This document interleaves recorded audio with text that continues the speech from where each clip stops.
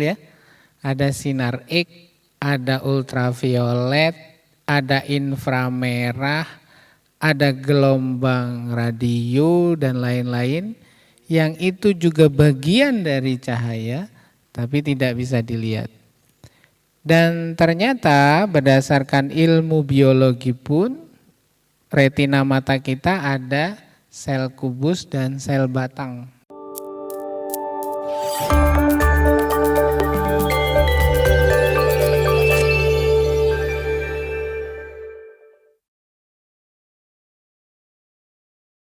Pertanyaan ya terkait warna nih Pak Heriza. Mungkin bisa sedikit dijelaskan ya. Kalau tadi kan jawabannya pokoknya pelajari dulu, ikuti dulu workshopnya gitu. Tapi sebetulnya secara ilmiah atau apa sih yang masyarakat awam bisa tangkap nih ya ketika bukan percaya warnanya ya. Bagaimana caranya warna itu bekerja gitu untuk pengobatan? Mungkin Pak Herija bisa sedikit kasih penjelasan terkait dengan warna tadi gitu. Ya, bismillahirrahmanirrahim. Jadi warna itu adalah bagian dari cahaya matahari. Benar ya?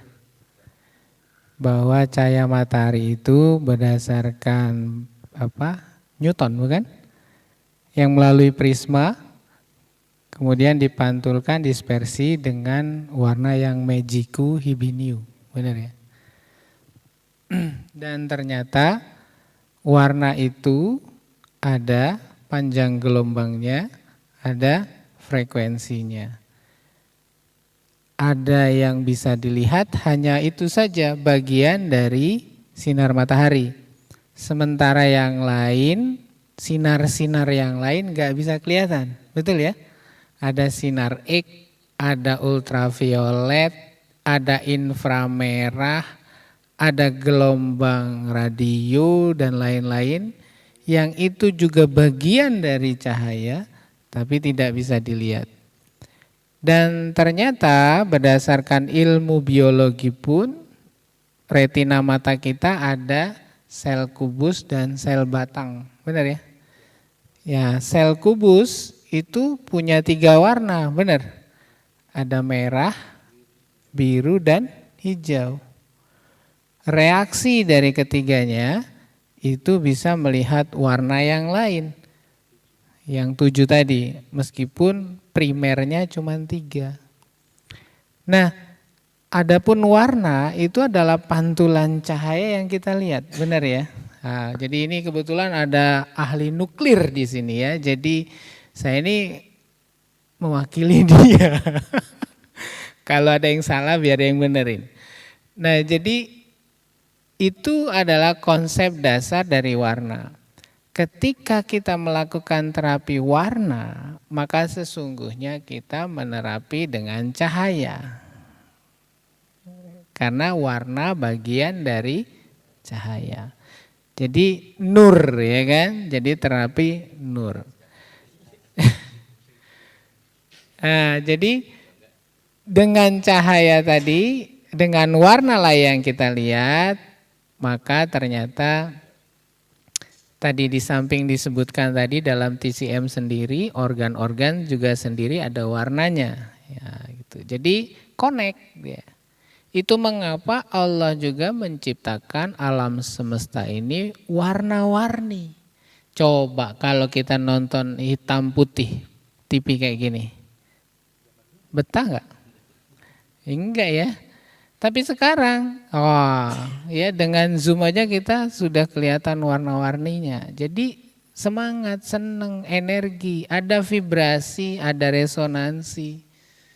Nah, ketika itu kita di ruangan yang warnanya cerah, seneng reaksinya.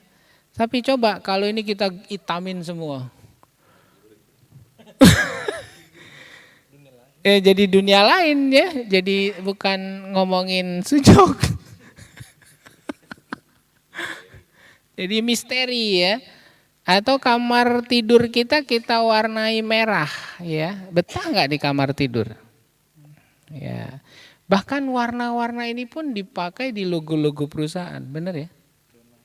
Nah, jadi kita bisa lihat bagaimana penggunaan warna itu ada efek ke badan kita, dan itu memang karena tadi dia ada panjang gelombang, ada energi, ada frekuensi. Nah, itu mengapa ketika warna tadi diletakkan, apapun bentuknya, nggak mesti coret-coret di tangan ya kan? Dipakai di baju ya, dipakai di kerudung mungkin, dipakai di syal, dipakai di dasi, itu kelihatan ya. Dan ini terbukti ya, ada teman yang nggak bisa marah-marah gitu ya, karena ternyata bajunya hijau semua, peace gitu ya, hijau semua. Nah, dia bilang, gimana Her supaya saya bisa mengekspresikan perasaan saya ke orang lain? Kata saya, ya kalau memang nggak suka yang merah, yang rodok-rodok merah gitu ya. Ada merah-merahnya lah gitu. Nah dia bilang oke, saya coba gitu. Nah, suatu waktu dia bilang, Her gue udah bisa berani protes atasan aneh gitu ya. Bener tuh, aneh pakai yang merah. Nah itu bagaimana reaksinya? Berikut juga penelitian-penelitian lain ya. Itu mengapa makanan kita pun warna-warni. Ya, karena ada biofoton yang bisa juga dia diambil oleh semua organ dalam tubuh kita. Nah, jadi banyak penelitian mutaakhir tentang warna. Saya pikir kalau kita belajar mau menggali, insya Allah bisa ketemu jawabannya. Bahkan dalam Al-Quran pun disebutkan surga itu warnanya apa, permadani surga itu warnanya apa, ada ya. Jadi kalau mau digali dikupas, ayat-ayat tentang warna pun jelas. Oke, mungkin itu. Makasih Kang.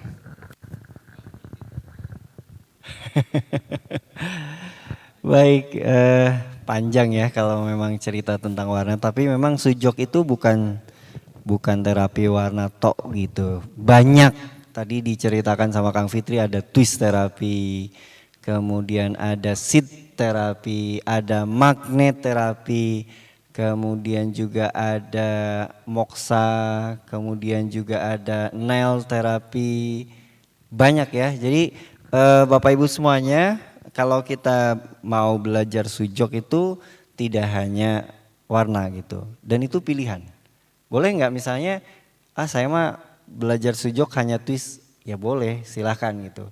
Saya belajar sujok, saya mau menguasai di magnet, ya silahkan. Jadi tidak mesti juga kita menguasai seluruh ilmu sujok gitu ya.